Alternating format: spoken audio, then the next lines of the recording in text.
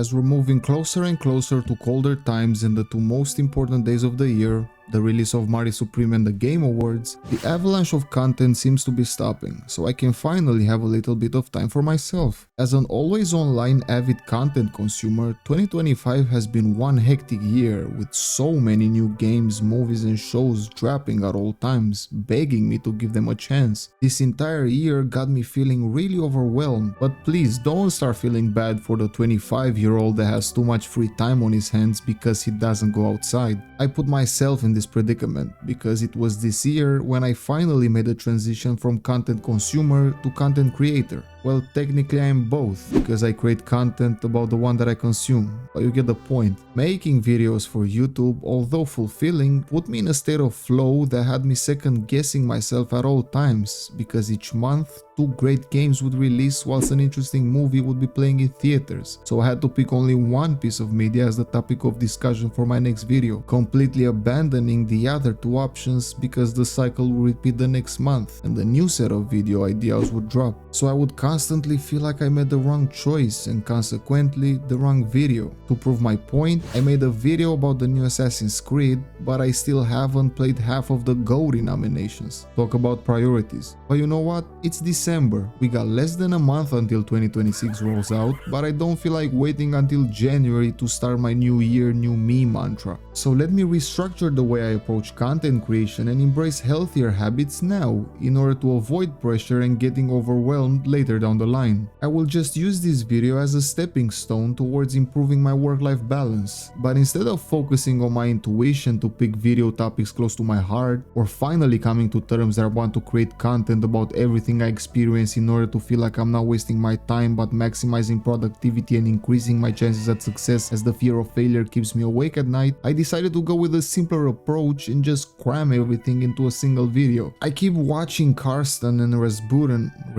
getting away with listing their antisocial activity on a monthly basis, without putting any effort into creating a specific structure centered around a particular game or movie, as they mindlessly yap about how much time they got for exploring their hobby. So I decided to do that myself. Yeah, it apparently took me less than a year to become a full-fledged YouTuber, and I'm not talking about interacting with minors, but stealing the ideas of other more talented content creators and present it as my own. I was obviously ironic when I was saying that Karsten and Razbuten don't put any effort into creating their videos. I'm still waiting to see what Raz played in June, but it apparently takes a lot of time. Full-on glazing, I truly admire these two content creators and I consider them to be important sources of inspiration, and because I will never reach those high levels of talent, I decided to copy their least creative video idea, that is talking about what you played or watched the previous month, and because I am double the nerd, I will be tackling both of these entertainment mediums. So let me tell you how I spend my November. Spoiler alert, it's not Thanksgiving. I'm not American, obviously. I evidently started the month with Rue Valley, considering that I have already made a video about it. I would be very appreciative if you would check it out,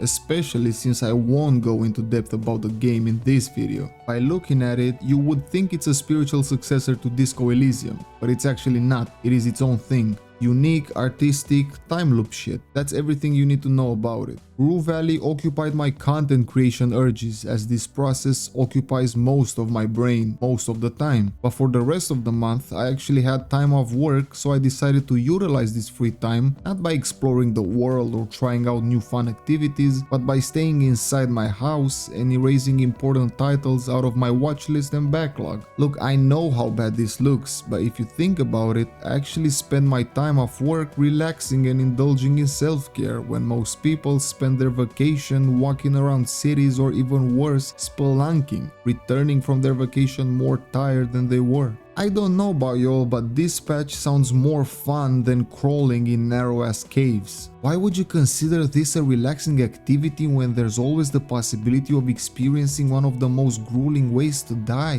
White people, man. Anyway, this patch is the opposite type of experience.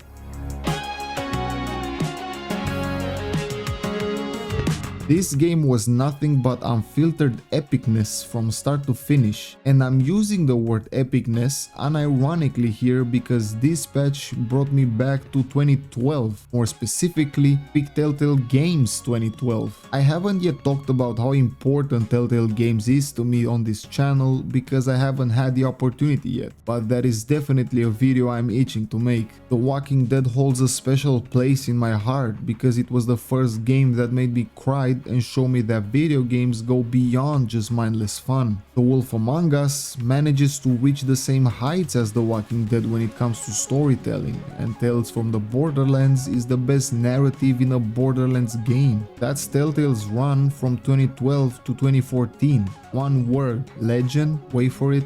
Dairy. Too bad that doesn't describe their trajectory as a company in the long run, because in 2018, Telltale shut down due to financial issues. The studio has reopened since, putting all of its chips on The Wolf Among Us 2, which will never come out, but the original people responsible for those legendary games are out of the picture. At least they appear to be until this patch came along, and this is truly a return to form. Narrative-driven games have never been so back. Not only is the story of Dispatch suspenseful, hilarious and charming, but we finally got gameplay in one of these games, and it's actually amazing. Dispatch puts you in control of this guy, voiced by the actor most famous for Need for Speed and Magnets, going down the path of reclaiming his status as a superhero by running a team of reformed supervillains. That's also how the game is structured, by having the gameplay loop play out as a management simulator, trying to form the best combinations of superheroes for each individual crisis, whilst the narrative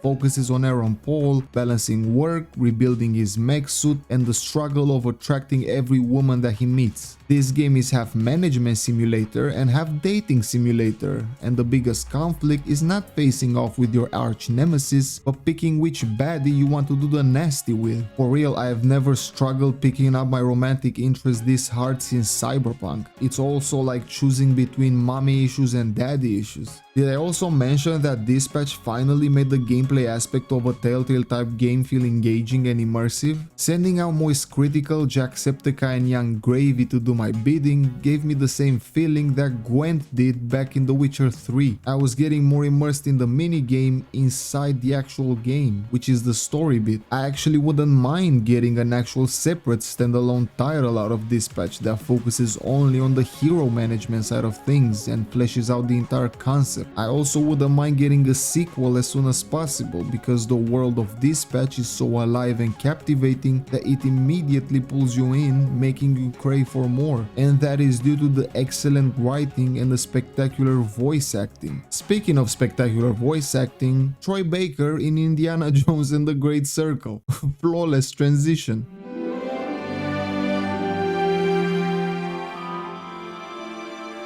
Transitioning from a narrative-focused game that explores deep themes such as purpose, redemption, and sacrifice, to a thrilling adventure filled with tomb raiding, puzzle solving, and fascist fighting is actually very easy for me because my brain constantly needs a rush of dopamine, and I can only achieve that if I constantly switch things up, like my sexuality. Indiana Jones and the Great Circle feels like a step in the right direction for the Indiana Jones franchise because the movies have obviously run their course, as you cannot milk Harrison Ford anymore, but apparently you can milk his likeness. Let's be honest, Indiana Jones doesn't work without Harrison Ford. It's not a mantle, and his likeness lies at the core of the character and the franchise. Kingdom of the Crystal Skull tried passing down the torch, but it failed miserably considering they had to bring back the man for the follow-up. I will touch upon the movies later. What makes the Great Circle work so well is that Indy is brought to life by the only guy that could have pulled off the most convincing Harrison Ford impression, and that is the Joker himself. If I had a nickel for every time Troy Baker portrayed a character made famous by a Star Wars actor, I would have 2 nickels. I also want to imagine that Troy Baker was desperate to surpass Nolan North, that he decided to play the only Tomb Raider who's more famous than Nathan Drake.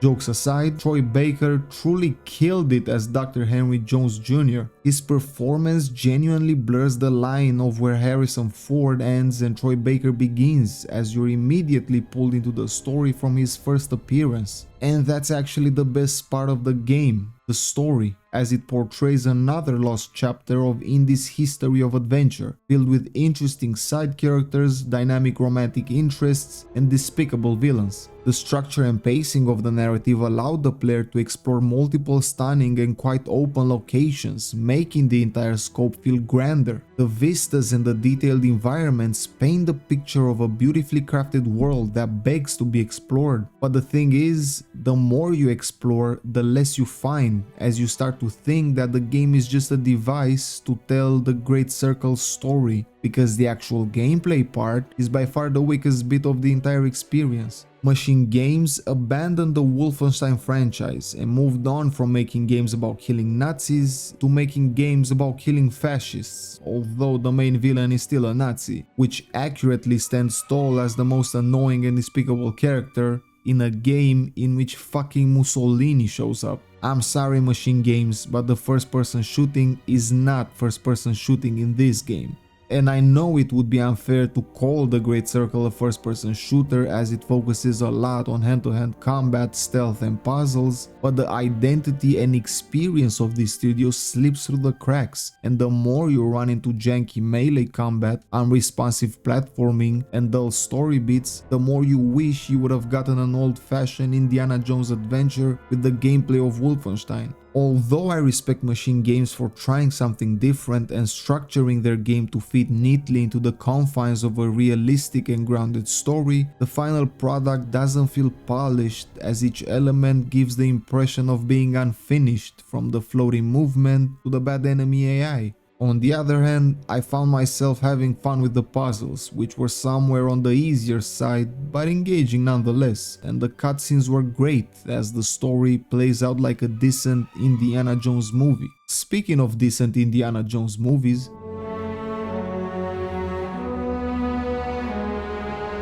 yeah, the first one is not decent, it's actually pretty great. Raiders of the Lost Ark might be one of, if not the best adventure movie to have ever been released, next to the Goonies. Good for you, Mr. Spielberg. I'm saying this and I've just watched Raiders of the Lost Ark from start to finish for the first time. To put into perspective how long it took me to finally get here, Uncharted 4 released a decade ago. I had to wait 10 years for Nathan Drake's body to fully decompose in order to make sure he's not coming back so I can finally move on. The Great Circle was the nudge I needed to finally explore this franchise, and Raiders is nothing but a perfect introduction. Not only that, I still think it's the best entry in the entire franchise. And that's because it's the cinematic equivalent of a roller coaster, taking you from one iconic set piece to another whilst filling in the gaps with necessary exposition. It doesn't take itself too seriously, but it also keeps the stakes high as the Nazis' access to unlimited power looms over as a constant threat, aspect which becomes integral to the identity of the franchise, going deeper and weirder in the sequels. We're introduced to Indiana Jones as the perfect hybrid between a hot adventurer and a hot teacher, who instantly becomes a pop culture icon as the cinematography combined with Harrison Ford's performance bring the character to life. The spirit of adventure is conveyed through the superb soundtrack and the detailed set design, but even more so through how the story is structured. The entire plot is constantly moving forward with no breaks, even if there is no action on screen. No time is wasted here. Raiders of the Lost Ark is an unstoppable force. It's a rapidly expanding adventure that becomes bigger than life by the end of the runtime. The visual effects are definitely outdated and the dialogue feels out of place here and there. The best digger in Egypt. Who calls someone the best digger to their face? Making the movie feel a little goofy despite grounding its stakes in serious stuff like Nazis controlling the world. Despite these drawbacks, Raiders stands tall as a strong foundation and a blueprint for any other tomb raiding related media. S tier. Spielberg knew this was a strong foundation, that's why he went weird with the second one. Indiana Jones and the Temple of Doom abandons the structure that made Raiders an instant classic and decides to get a little freaky. This shift becomes apparent immediately, as the beginning of the movie actually captures the climax of one of Indy's adventures. Besides starting the story off with a bang, as this entire chapter encapsulates most of the movie's action, this drawn-out sequence literally serves no purpose to the narrative other than introducing the two main side characters that are going to be tagging along for the ride. The cherry on top of this introduction is how randomly it puts our main characters on course for the actual main adventure plot of the movie. So, after surviving a plane crash by sliding down a mountain in an inflatable raft, which by the sequel standards doesn't seem that absurd anymore, our heroes end up stranded in India, and after they're taken care of by a group of isolated villagers, instead of heading back home, Indy is like, nah, we have to help these people and get back the rock that was stolen from them. Indy literally just stumbles into a political, cult-related, racist, horny and psychedelic adventure because he was so deep asleep that he didn't hear two people jumping out of a plane. He has a stronger connection with the chick he wants to smash than he has with the mythical stones he risks the life of a child to go after. Speaking of these two characters, what's the point of their addition? Indiana Jones as a character was always funny enough through his intense reactions to fill in the role of the comic relief. That's why I've always found Sala to be annoying. Controversial take, it was unnecessary. Short, on the other hand, is charming enough to not feel distracting, and I feel he might be the only part of the movie that makes it rewatchable, because he outshines every other character, Indy included, as KIPH'S delivery steals every scene he's in. So we figured out Short, but bro, what's up with Willie? I didn't even remember her name, I had to Google it. That's how forgettable and distracting this character is. If Marion served as a decent romantic interest for Indy, Willie is nothing but a feminist nightmare who serves no purpose other than reminding the audience that half of Dr. Henry Jones's personality is being a sex addict, which was needless because the way this movie got Indy dressed already made the film way hornier than the original. And more racist, don't forget the dinner scene. The plot is thin, the action is mild, and there is no more iconic Indiana Jones imagery other than Short. C tier. It seems that Spielberg was self-aware yet again, because he saw that nothing made Temple of Doom stand out, so he decided to end the trilogy on a high note, and brought in the only thing that's more iconic than running from a boulder, Sean Connery.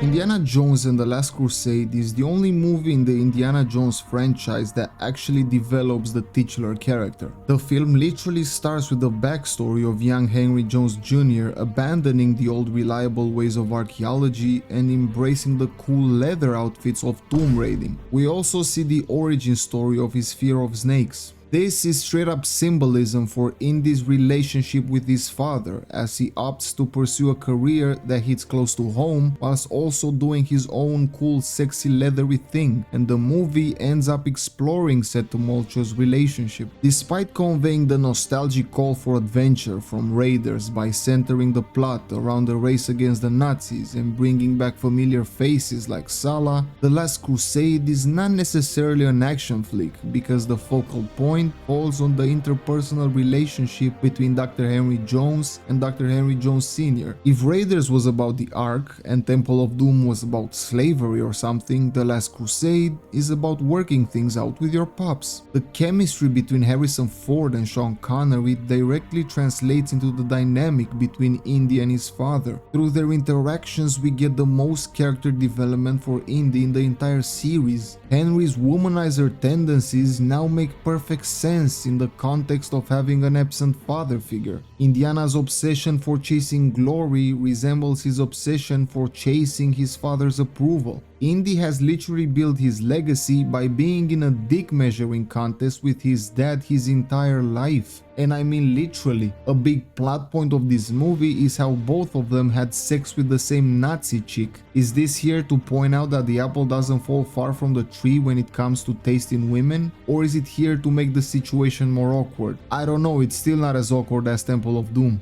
And it's still not as goofy despite Indy getting an autograph from the Austrian painter himself. off. Yeah, the Nazis are still a strong part of the conflict, as their evil is so menacing that the Joneses are forced to work together and solve their differences, and by the end, when their dynamic gets fully fleshed out, you start to appreciate this compelling change of focus in the last entry of the Indiana Jones trilogy. Me personally, I prefer Raiders over Crusade because I live for thrilling roller coaster rides, and that's exactly what that movie is, constantly piling up iconic scene after iconic scene. But if you prefer the strong characterization of a troubled relationship between a father and his son, that's totally valid too. The Last Crusade also has Harrison Ford doing the best Scottish accent ever.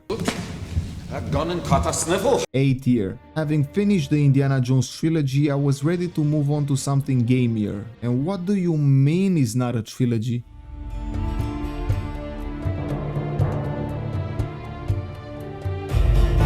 Indiana Jones and the Kingdom of the Crystal Skull is what you get when the 2000s set the trend of rebooting every iconic franchise ever in order to make some easy money. It is soulless, it is badly written, it is absurd, it is pointless, but it's kind of fun at times. The movie is desperately trying to do two things at once, and it miserably fails at both. The first thing is that it tries to recreate the magic behind the adventure that made the original trilogy resonate with so many people, and its approach is turning the dial to 100 and making everything unreasonably loud and consequentially dumb. Running from a giant boulder is already epic enough to be iconic. Surviving a nuclear explosion by stuffing yourself in a fridge, although iconic, tends to fall on the obnoxious side of plot armor, resulting in more eye rolls than cheers. A chest that melts the faces of Nazis is visually striking and enriches the myth of the Ark through the paranormal.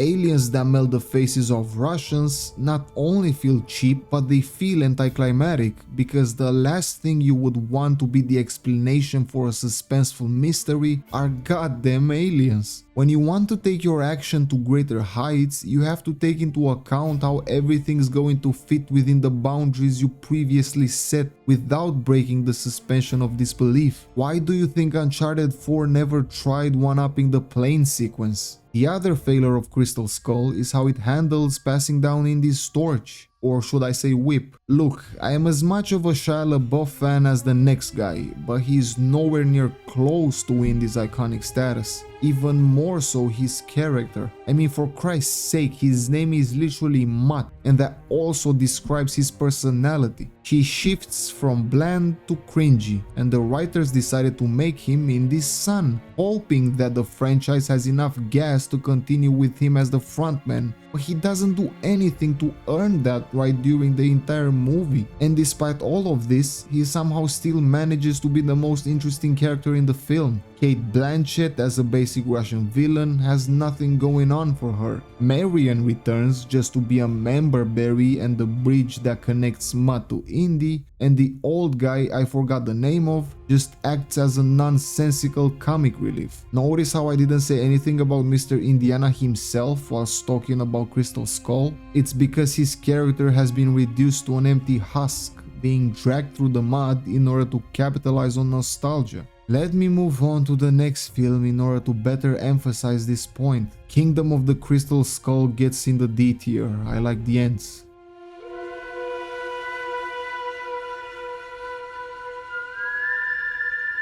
Indiana Jones and the Dial of Destiny is a nothing burger and the final nail in the coffin for this iconic franchise. I don't like anything about this movie, but I'm actually lying, and the truth is that I don't even remember anything about the film, besides the ending, I guess. Every element from the writing and the action to the side characters and the villains is bland, bad or uninspired, making the entire experience forgettable as soon as you finish it. Therefore, I won't be wasting any time dissecting this movie, because the truth is that it shouldn't exist in the first place. Indy should have gotten his trilogy and ridden into the sunset, but it appears that Harrison Ford wouldn't refuse that bag, and I don't blame him for that. I blame the studio heads and the writers that couldn't give him a proper send-off, and to make matters worse, they had 2 attempts. Indy's been given the Han Solo treatment way back in Crystal Skull, as he's been reduced to a deflated, grumpy, cynical old man, and Dial of Destiny just adds insult to injury as it pushes the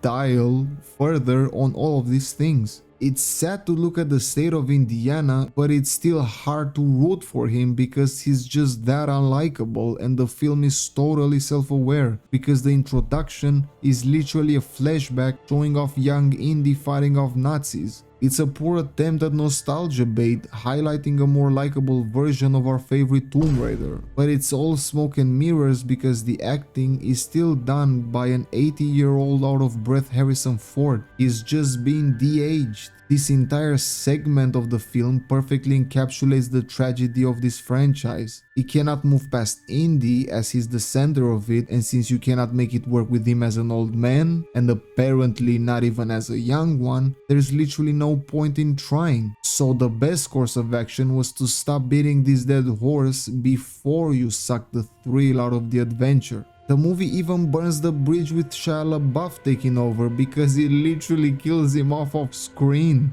Look how they massacred my boy. I wasn't the biggest fan, but he had potential. They tried bringing in the girl from Fleabag to attempt another passing of the torch, but at this point it is too late. The franchise has no direction nor an interesting place to go to, and it comes to cinema at least. Troy Baker is the only person that can pick up the mantle of Indy, but until machine games improve on their formula, the future of tomb raiding seems bleak, and Naughty Dog ain't going to save it with Uncharted 5 anytime soon. Indiana Jones and the Dial of Destiny gets into the F tier. The only good part about the movie is when they literally time travel, but even that bit doesn't save it. But it did save my mood because it gave me the idea to finally watch Back to the Future.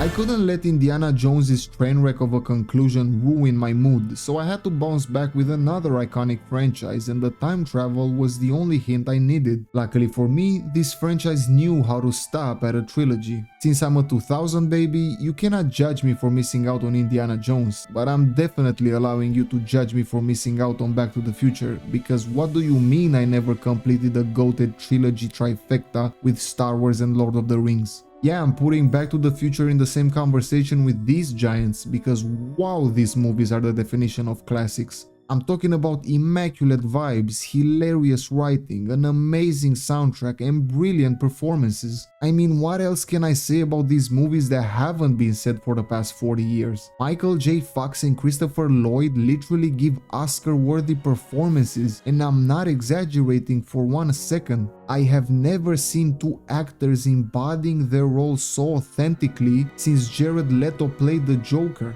You cannot picture anybody else playing these iconic characters. They're outstanding. Marty with his exaggerated swagger of an 80s teen, and Doc with his over-the-top personality. They don't have anything over George McFly, but still. Speaking of 80s, at this point I think Back to the Future should be considered a documentary for how well it portrays that time. The atmosphere of this movie is the most 80s thing I've ever seen in my life, from the clothing and the music to the cars and pop culture references. I'm only disappointed that 2015 didn't turn out to be as cool as it was portrayed here. We didn't get flying cars and hoverboards, but people still dressed like maniacs, so it's partially accurate. In case you didn't notice, I'm not going to cover each individual film, as the whole trilogy feels like a continuous experience, with each movie starting where the previous one ended. And that's exactly what makes this franchise timeless, because whenever you feel like having a lazy day, who can you call to provide you with a bingeable 6-hour adventure-packed ride other than Back to the Future? And don't say Lord of the Rings, that's 12 hours. This ride will take you to the future, to the past,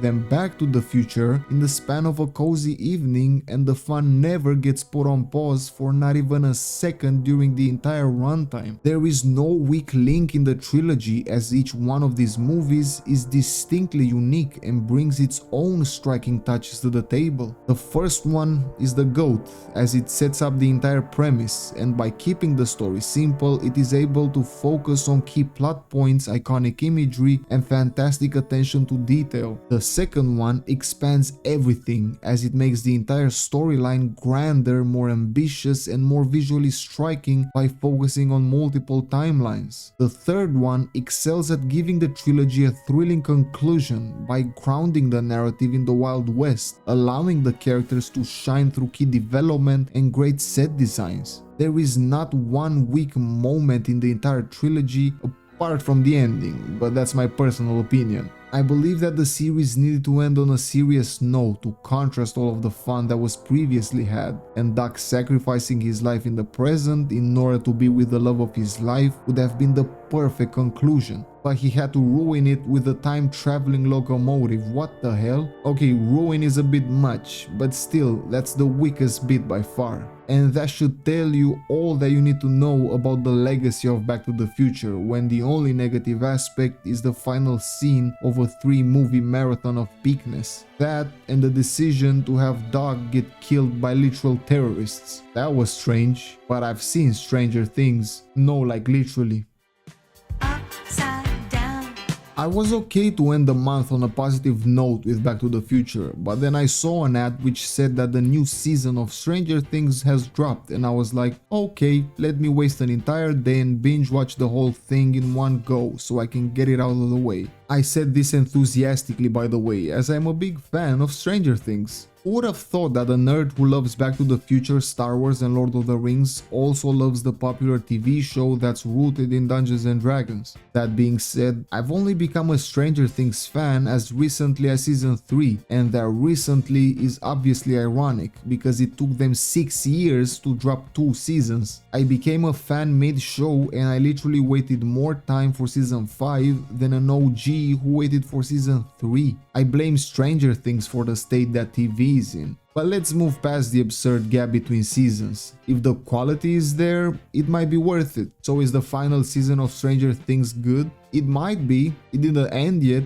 they're still dragging it, but yeah, these first couple of episodes are pretty good. Since we got only 4 of them and the season isn't finished yet, I don't think it's fair to judge the entire conclusion based on what we got, and since the final bits are going to drop on Christmas and New Year's, it seems that I will have to be brief about my opinion regarding this season, because I don't want to spend my holidays talking about Stranger Things. But who knows? Maybe the finale will be so impactful that I will be moved to base an entire video about it. I doubt it, because this season seems to keep the momentum going and doesn't shift things around, conveying the familiar sense of comfortability while straining off the tension as the series cycles through predictable outcomes. It is still suspenseful though, given that the twists make you want to see more, and there are definitely a couple of huge turning points that completely change the trajectory of the show. But don't worry, the strength of the show is still being used to the fullest, that being the erratic dynamic between the main cast. Everyone's still bringing their charm to the table, and there's a couple of interesting pairings that instantly captured my attention, in spite of the writing being questionable here and there. The familiar faces keep the story moving, and the newcomers are trying not to die, literally as they're fighting off demogorgons, and figuratively as new characters tend to suffer the same fate. There's definitely a lot of character development going on all at once and in every direction, therefore your enjoyment will be directly tied to your favorite character and how you rate their final form. I mean, look at how the fanbase is fighting over their favorite ships with Byler versus Milevon. Some people will definitely have their New Year's ruined. After 5 seasons that spanned across 3 different US presidents, a lot of trauma has built up, so there's plenty of inner conflict here, probably as much as the exterior conflict, as the stakes seem to have grown exponentially. And that also reflects the show itself. After brewing for so many years, a lot of pressure has accumulated, and we have now arrived at the point